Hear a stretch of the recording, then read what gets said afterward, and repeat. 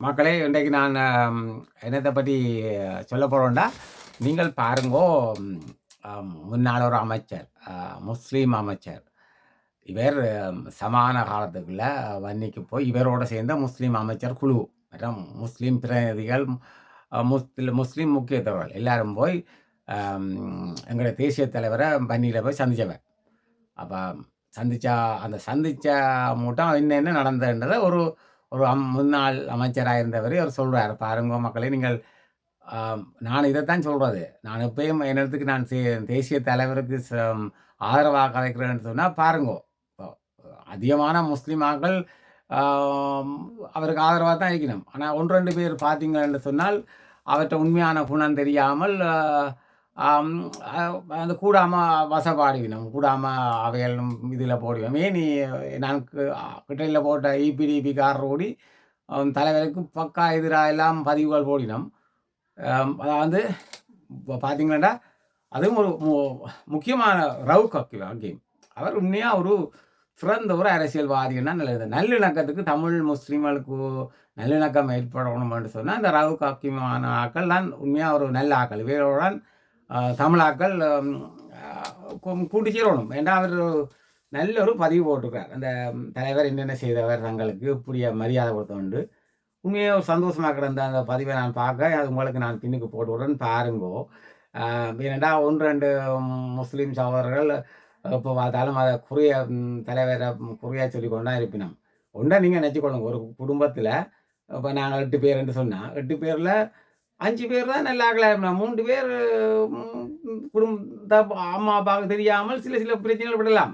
அதுக்காக வேண்டி மொத்தமாவே அந்த குடும்பம் கூடாதுன்ற அர்த்தம் கிடையாது. அதாவது என்னத்த சொல்ல வரேன்னா, புலிகள்ல 40,000 பேர் இருந்தது. அதில 1, 2 பேர் விட்ட பிழைக்காக வேண்டி ஒட்டுமொத்த அம் அந்த அந்த அமைப்பையே குறை சொல்லக்கூடாது. அந்த லீடர குறை சொல்லக்கூடாது. இப்ப நான் என்னது என்று சொன்னால், இப்ப ஒரு நாங்கள் சொல்றத விட ஹக்கீம் சொல்லத் தான் எனக்கு அந்த ஒரு விருந்தோம்பல் எல்லாம் எப்படி அங்க நடந்திருக்குது. அவர் உண்மையா ஒரு அதில அதாவிலயும் போயிருக்கார்.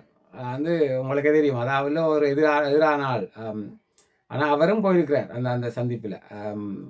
சந்தோஷமா கிடக்கு மக்களே அத பார்த்தது. நான் முந்தி அது இப்ப ஒரு இந்த வருஷம் தொடக்கத்தில வந்திருக்கணும் அந்த பதிவு. நான் இப்ப தான் பார்த்தேன். அப்ப உங்களுக்கு அத போடணும்ன்ட்டு நான் இந்த பின்னுக்கு போட்டு விடுறேன். பாருங்கோ. அந்த அமைச்சர் முன்னாள் அமைச்சர் ரவுப் ஹக்கீம் என்னென்ன சொல்றாரு பாருங்கோ. சொல்றத கேளுங்கோ. மற்றது வேறு என்ன? அவ்வளதான்.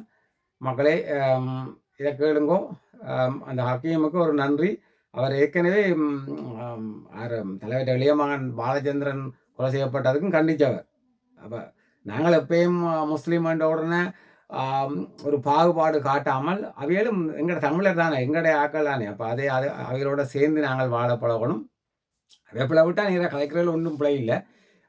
உங்களுக்கே விளங்கும் கிழக்கு மாநிலத்தில இந்த முஸ்லீம் தமிழ் ஆக்களுக்குள்ள பிரச்சனை கூட. அதில ஒன்றை வச்சுக்கொள்ளுங்க. பிரேமதாச காலத்துல ஜே.ஆர். ஜெயவர்தனா பிரேமதாச காலத்தில மொசாட்டின் ஊடுருவல் கணக்கு இருந்த இலங்கை அரசாங்கத்துக்குள்ள. அவங்கள்லாம் இந்த முஸ்லீமுக்குள்ளேயும் தமிழாக்களுக்கும் பிரச்சனையை உண்டு பண்ணியிருப்பாங்கன்ட்டு என்னுடைய கணிப்பு. இது நான் ஒன்றும் விசாரணை அதிகாரி இல்ல. என்னுடைய அந்த காலத்தில அது மோசமா அந்த 90கள்லாம் நீங்க பார்த்தீங்கன்னா, இந்த மோசமா இந்த பிரச்சனை வந்தது. அந்த கலவரத்த உண்டு பண்ணி அது கொழுந்து விட்டு எரிய வைக்கிறது தான் கணவருக்கு அது விருப்பம். ஆனா இந்த தலைவர்கள் மேல அந்த ஹக்கீம் மற்றது ஈவன் அதாவுல்லா கூடி இதோட ஹக்கீமோட சேர்ந்து இப்ப சேர்ந்திருக்கிறார் நினைக்கிறோம். சேர்ந்து இந்த இந்த இந்த சகோதரத்துவம் அல்லது இன நல்லிணக்கத்தை சீராக கொண்டு போகணும். இனியும் ஒரு 2 பகுதியும் பட்டு குத்துப்படாமல் இது உண்மையிலே இந்த கிழக்கு மாநிலத்தில மெயினா பார்க்கணும். யாழ் மாவட்டத்தில நாங்கள் அது கொஞ்சம் பெருசா இந்த பிரச்சனை இன்னும் இங்க வர இல்ல. அது 90ஆம் ஆண்டு வந்தது. அவங்க அதை ஒன்றும் இந்த வெட்டுக்குத்து நடக்கக்கூடாதுன்டா அவங்க அந்த 90ஆம் ஆண்டு அவைகளை வெளியேற்றி புத்தளத்தில இருக்க விட்டது. அது ஒரு பிள்ளையண்டிலான்னு சொன்னாலும் கணக்கு அந்த ரத்த கலரி கொண்டும் அங்கே வடக்கில் நடக்கையில். இது நான் இப்போ சொல்கிறேன். நீங்கள் அதுக்கு எதிர்க்க வராங்கோ. நான் அது யோசிச்சு பாருங்க. நான் சொல்கிறேன் சரியோ பிள்ளையோன்னு சொல்லி மக்களே. இவ்வளோதான். நான் இந்த பதிவை போடுறேன் பாருங்கோ. மறக்காமல் ஒவ்வொருத்தரும் பாருங்கோ. இப்படி ஒருத்தர் சொல்லிக்கல அவர் வெளியால் சொல்கிறாரோ அல்லது உள்ளுக்குள்ள வச்சுன்னு சொல்கிறான்னு பார்க்க அதனால முகத்தை பார்க்கவே தெரியாது. எவ்வளோ உண்மையாக அவர் விரும்பி அவர் உண்மையாக விருப்பமாக இருக்கிறார். அந்த விரும்பி கதைக்கிறார் ஹக்கீம். அது உண்மையாக ஒரு சூப்பர். நீங்கள் அதை பாருங்கோ. மற்றது இப்ப அவருக்கு சொல்ல வேணும் என்ற அவசியம் இல்ல. இது ஒரு அரசியல் நோக்கத்துக்காக வேண்டியோ ஒன்றுக்கோ சொல்லல. அவர் உண்மையாக அந்த மனதுக்குள்ள எவ்வளோ நிறுடினதை வெளியில் சொல்கிறார். அவர் நல்ல தலைவர் என்ற சொல்கிறார். கடைசி இப்போ என்றாலும் அவர் நல்ல தலைவர் என்ற சொல்கிறதுக்கு நன்றி ஹக்கீம் அவர்களுக்கும். மக்களும் நீங்கள் விரும்பினால் அவருக்கு ஒரு வாழ்த்துதை சொல்லலாம். அவர்கிட்ட இதில் போனீங்களா என்ன அவர் ஹக்கீமாண்டு அடிச்சிங்கள்னால அவருக்கு வேறு நீங்கள் ஒரு என்னென்று இல்லை ட்விட்டரில் பண்ணலாம், எக்ஸ் தளத்தில் போய் அவருக்கு ஒரு மெசேஜ் போடலாம். சரி, நன்றி மக்களே. அவ்வளோ வேறு எந்த பொது மேடையிலும் நான் இதை சொன்னதாக எனக்கு ஞாபகம் இல்லை. தனிப்பட்ட முறையிலே பலரிடம் இதை நான் சொல்லியிருக்கிறேன். விடுதலை புலிகளின் தலைவரை நான் சமாதான பேச்சுவார்த்தையிலே முஸ்லிம்களின் சார்பிலே அவரையும் அவருடைய குழுவினரையும் சந்திப்பதற்கான ஏற்பாட்டை நோர்வே சமாதான ஏற்பாட்டாளர்கள் செய்த சமயத்தில் எங்களுக்கு அமோக வரவேற்பு அளிக்கப்பட்டது. கிளிநொச்சியில் ஒரு சாமானியமான வரவேற்பு அல்ல, ஒரு நாட்டு தலைவரை வரவேற்கிற மாதிரி எங்களுக்கு வீதி எருங்கிலும் இருபுறத்திலும் புலிகளுடைய பெண் போராளிகள் அவருடைய மரியாதை நிமித்தமார்கள் எல்லாரும் சொல்லுகிற அந்த சல்யூட் இல்ல, இப்படி நெஞ்சில இப்படி வச்சுதான் அவங்களோட சல்யூட் அப்படி வச்சு ஒவ்வொரு 50 அடி தூரத்திலும் ஒருவராக நின்று எங்களுக்கு பெரிய ஒரு மரியாதை அளிக்கப்பட்டது. கைலாக கொடுத்து விடுதலை புலிகளின் தலைவரை சந்தித்து பேச்சுவார்த்தை தொடங்கி கிட்டத்தட்ட 4.5 மணித்தியாலங்கள் நாங்கள் கதைத்திருப்போம். மிகப்பெரிய ஒரு யாரும் எதிர்பார்க்காத ஒரு விருந்து விசாரமும் நடந்தது. பேச்சுவார்த்தையின் நடுவிலே இன்னும் ஒரு முக்கியமான விஷயம் நடந்தது.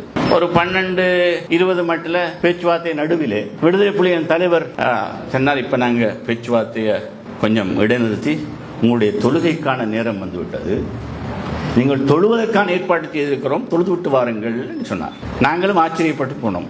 எங்களுக்கு தூர பயணம் என்ற காரணம் கசரு ஜாமு செய்து கொள்ளலாம் என்ற நோக்கத்தில் இருந்த எங்களுக்கு வக்து நேரத்திலே தொழுவதற்கு விடுதலை புலிகளின் தலைவர் எங்களிடம் சொல்லுகிறாரே என்று நாங்களும் கொஞ்சம் பிரமித்து போனோம். தொழுகை முடிந்த பிற்பாடு எங்களுக்கு விமரிசையான ஒரு விருந்து விசார், அது எல்லா விதமான மாமிசங்களும் இருந்தது. எங்களுக்கு கொஞ்சம் தயக்கம். உடனே அதிலையும் விடுதலை புலிகளின் தலைவர் சொல்றார், யோசிக்க வேண்டாம், அது உங்களுடைய மார்க்கப்படி நாங்கள் அதை தயார் பண்ணி இருக்கிறோம். இன்னொன்று நான் கொஞ்சம் தயங்கினோம், கொஞ்சம் இருங்க கூப்பிடுங்க. ஒருவர் வந்தார், தாடியும் நீண்ட வெள்ளை ஷர்ட்டோட ஒருவர் வந்தார். கொஞ்சம் சந்தேகமாக இருந்தால் நாங்கள் அஸ்ஸலாமு அலைக்கும். வலைக்கும் அஸ்ஸலாம் சார். நீங்க அந்த தலைவர் சமையல் வேலையை நான் பார்க்கறது இவ்வளவு காலம் அவரோட தான் இருக்கிறேன். பிரபாகரனும் அவர் தான் எனக்கு சமைப்பவர், அவருடைய கையால் உங்களுக்கு அந்த நேரம் எங்களுடைய வன்னி அமைச்சர் இருந்த நூர்தீன் மஷ்ரூம் வந்திருந்தார், அத்தாவுல்லா வந்திருந்தார், மஷ்ரூம் மௌலானா போன்றவர்கள் இருந்தார்கள். நாங்கள் ஒரு 5-6 பேர் போயிருந்தோம்.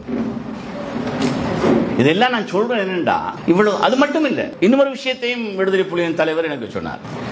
தான் இந்திய படையினரிடம் தப்பி ஓடி ஒளிந்து தெரிந்து கொண்டிருக்கிற போது சிலாவத்திலே ஒரு முஸ்லிம் குடும்பம் தன்னை பாதுகாப்பாக ஒளித்து வைத்திருந்ததாகவும் அதை தான் ஒருபோதும் மறக்க மாட்டேன் என்றும் சொன்னார்.